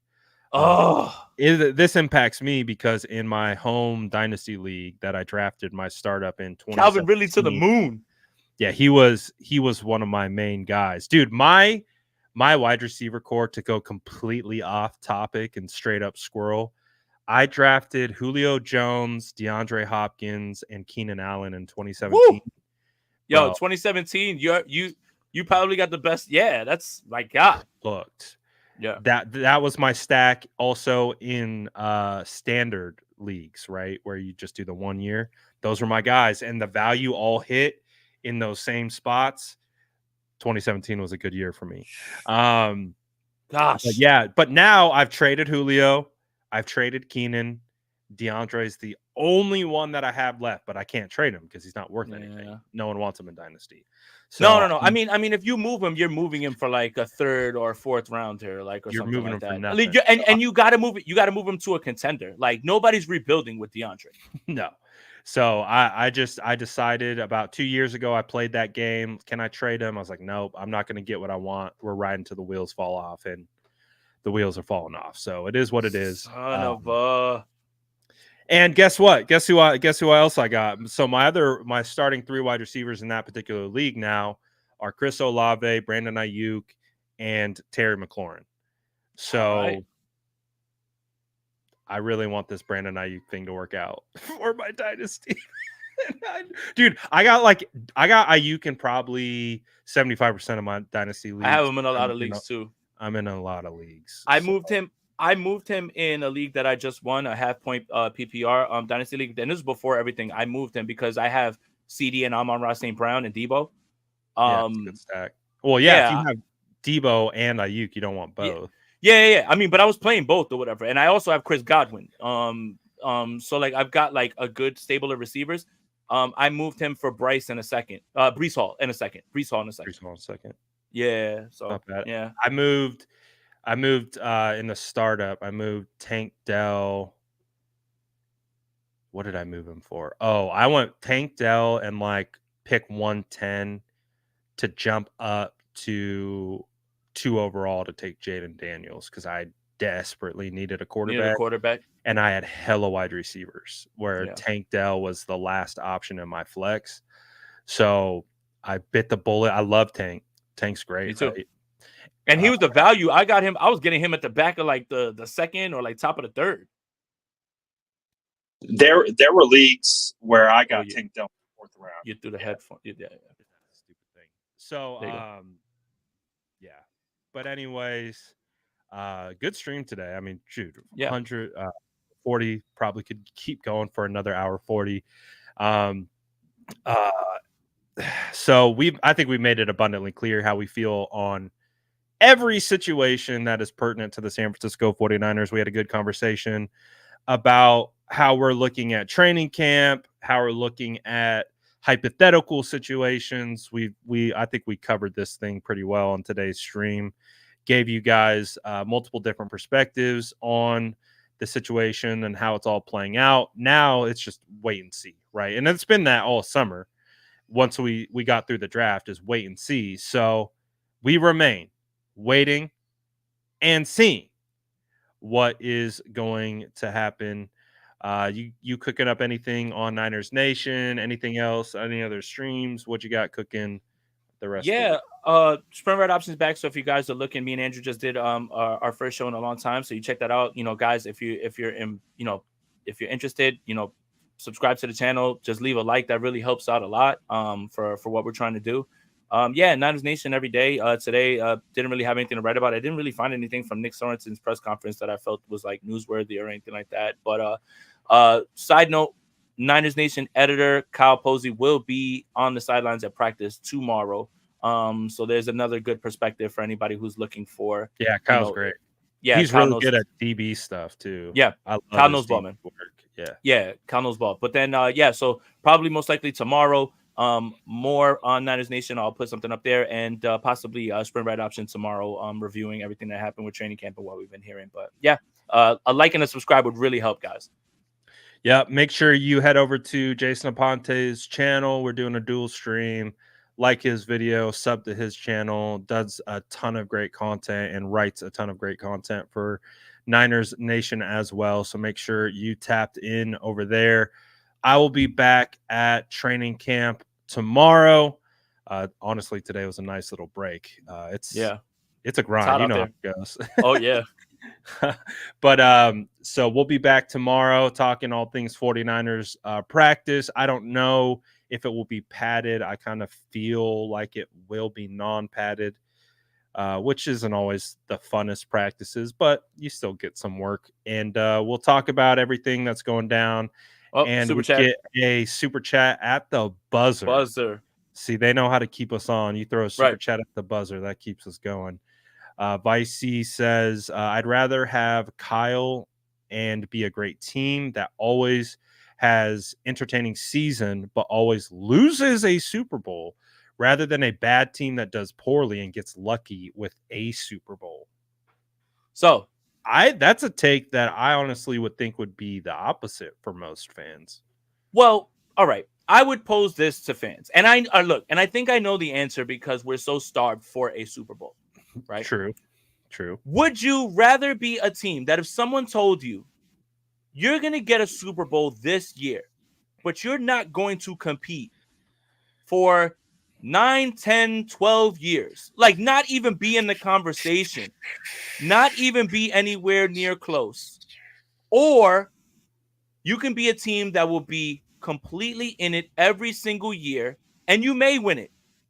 Would you take the guaranteed championship with the 10 to 12 years of not competing, or be consistently in it with a chance to win it and there's no guarantee that you will? I think that is the interesting question. So I know where I go with this. Yeah. As starved as I am for a Super Bowl, again, we've spoken about it so many times on this channel. I'm 35 years old. The last time they won a Super Bowl, I was 4, 5, 6 years old. So doesn't even register for me. So I speak about the 49ers as if I've never seen a Super Bowl. I don't know what it's like. We've been there. I've seen Super Bowl losses. I know what that feels like. That's where I'm defined as that particular portion of the timeline of the fan base. But I would honestly say I would take, if you say I have a chance, and so you're saying there's a chance. If you're saying there's a chance, I'm honestly going with that being good and having a chance every time, even though it's not guaranteed it's going to happen. I think I would take my chances with that. And isn't part of the fun not knowing, and going through it? Like, what's the fun in a genie coming down and saying you're gonna win it this year, and you're just watching the games like, yeah, they won, yeah, they 49ers won, football yeah. would be worthless to pay attention to for the next 10 years, and that doesn't sound like fun to me. Well, and the other thing is the journey is what is, it's like when you're sitting there on edge in the Super Bowl and your team pulls it out at the end, and then you get that blast of ecstasy, whatever, pause. Like as opposed to just like the genie comes down and tells you, yeah, you know what, man, don't even watch the season. Just go, just pull up, and when you turn on the Super Bowl, you guys are gonna win. I'd be like, that's kind of boring. Like that whole feeling of like sitting and watching and your stomach in knots and your heart racing, and when your team finishes the job, shouldn't that be a part of that? Like, it's gonna be boring. I think the best game I've probably ever been to was the divisional round playoff this past year against the Packers because of the roller coaster, because of how it happened, how it finished, the interception on Love on the final drive when they had a chance to come back, and you get Dre Greenlaw sealing that pick. Man, that feeling of just uncertainty, the uncertainty leading up to that point, and then feeling that moment of like, just like, I lost it. And like, I'm normally pretty even keel at games. I lost it. I like the whole stadium just lost it. The ground underneath my feet was shaking when Dre Greenlaw got that pick.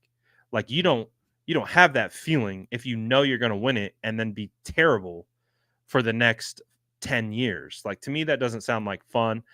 I definitely understand if you want the Super Bowl because we've been starved for it. And you get it done, right? Like, I mean, that's fine. And you know what else, too? I will say this.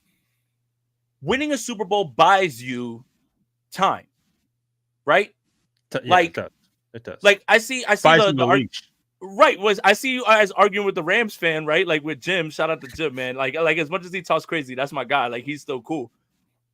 But every time you're like, ha ha ha, we own you, we won, we beat, and they're like, yeah, we won a Super Bowl like 2-3 years ago.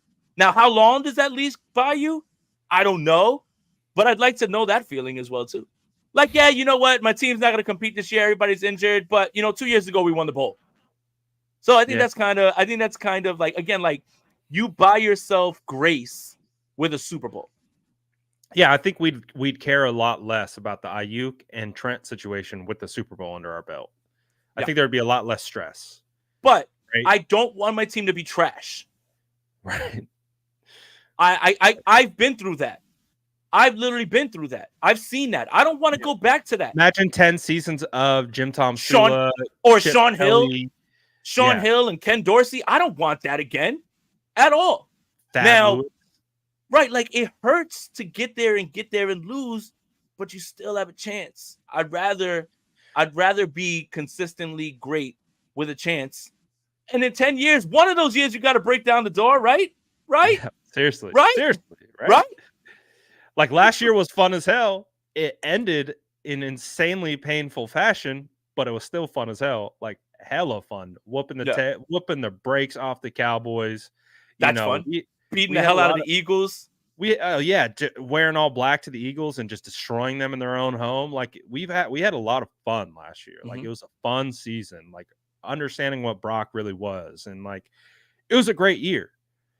It didn't end how we wanted it to, but the whole premise for me to pick the second option that you posed was, as long as there's a chance, right?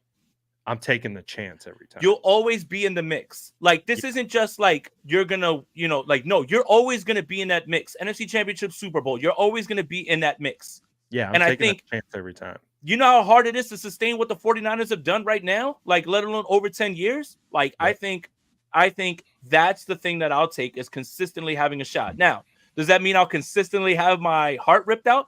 Maybe. Potentially. Potentially. But if I could quote Game of Thrones, what's dead can never die. And I don't feel anything anymore. I'm dead on the inside. I feel nothing. You can't hurt me anymore. It's almost like when you have heartbreak with a relationship. It sucks. You go through it. But it's almost like nothing like that can ever hurt me again, because I already been through it and I overcame it. Here I am standing today. I haven't drank myself into oblivion.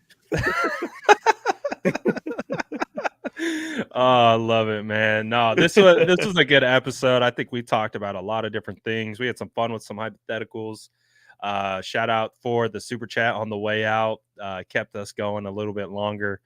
That $10 super chat, I think, bought 10 minutes of us talking a little bit more. That's pretty good bang for your buck right there, especially if you're loving the show. Now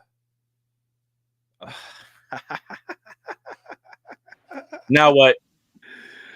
What is that? It's Pretty Ricky. He's about to press the button. He's about to press the button. Push a button. Oh, baby. Rush Hour reference. So, oh, man. Yeah, we'll see, man. Like I said, I'm straight down the middle. Whatever happens, happens. Oh And God, man! I just wanted to get back to watching the new Batman cartoon that came out. I don't need to be. I'm not trying to jump back on here now and do this again in a little bit. Yep. Can I just watch the Hall of Fame game and bet in peace? Dude, seriously. Like, can we just vibe? Can we have our day off and then get back to practice? Just talk about practice. Like Batman drops on a day in which the Yankees aren't playing and there's no practice. Like, it's perfect. Like, I'm about to run through all 10 of these episodes. I don't need this. I don't need this. I don't need Pretty this. Ricky, you take your button and you put it away. I don't want to hear it. Tweeting, man. Pretty Ricky. Stop tweeting, man. Someone report him. Bro, his account already got canned. He came back with a vengeance. But hey, man. So I don't think we're out the weeds yet. Obviously, we have optimism around BA, but again, like I've said, I'm taking the stance of I'm prepared for everything. Praying. What's the saying? Hope for the best, prepare for the worst. There you go. That's where I'm at. That's where I'm at with it. So we'll see what happens. And hey, guess what? If something happens, you're going live, writing about it, making videos. I'm going live. We're making videos. I don't wanna. I don't wanna, man. I just want to watch Batman and then put on the Hall of Fame game. Damn it! I'm just a simple man. My God. Oh, we're all just simple men, really. But let's get this one wrapped up. And again, I'm going to be looking at Twitter all day. It's just how it is. It's just how it's going to go. But appreciate everyone for tapping into this stream. I know you guys are in the same boat as us, just waiting to see what is going to happen. And all you can do is just wait. So I think that's a good way to end it today. Would you say, Jason? Yeah, 100%. Enjoy the rest of your day, guys. Don't allow this to consume you. As I say that, I'm going to sit here while I'm just like scrolling and just making sure that like I'm just going to be like looking. But I'll say this. That Aiyuk contract extension tweet from Woj, I was going to say, from Rappaport or Schefter is going to hit like a McDonald's Sprite. So that's where I'm at, and that's what I'm sticking with. There you go. A little spicy. A little sweet, a little spice. Yeah, a lot of carbonation. A lot of carbonation. All right, guys. That's it for the state of the franchise today. I think we did a good job of covering the current state of the 49ers franchise. And if anything drops, both Jason and I will have it up. So appreciate everyone for tapping in today. Make sure you like up both streams. Head over to Jason's channel. Give him a sub and a like. Again, like both as well. You better. And we'll be back next week probably for State of the Franchise because, a week is a long time for this team and a lot can change. In that a week is a year. A week is a year. The 49ers give us a ton of content in just 1 week's time. So we always got something to talk about. So that's it for us today. And yeah, we'll see. But I appreciate you all. We're out of here for now. Peace. That's Jason Aponte. I'm Brad Graham. We're going to get into it all right now.